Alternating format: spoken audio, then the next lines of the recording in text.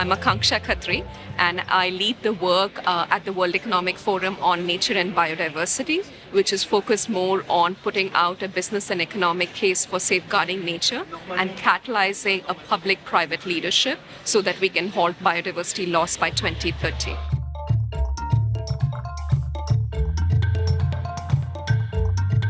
I think a simple way to think about could be that more than half of the world's GDP is moderately or highly dependent on nature and its services.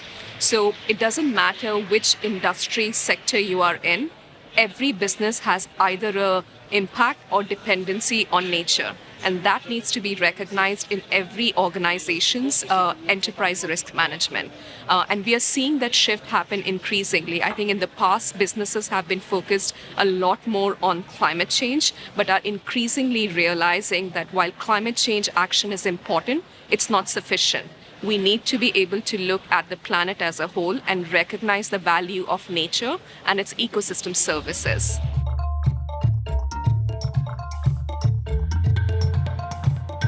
So last year, the World Economic Forum released its new nature economy reports, which identified that more than 80% of the nature loss is driven by just three key socioeconomic systems, which are number one, not surprisingly, food, land, and agriculture.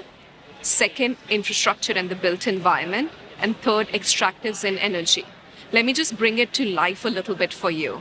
Food, land, and agriculture, as we do it today, is responsible for more than a third of the greenhouse gas emissions, 80% of deforestation, and approximately 70% of the freshwater use, which is basically not sustainable.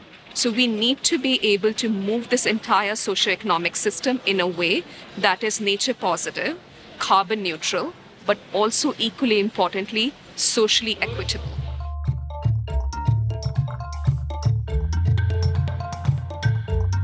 I mean, if we look at the definition of nature-based solutions, it's basically how do we meet the needs of humans in a way that we do not deplete nature, but use nature in a positive fashion.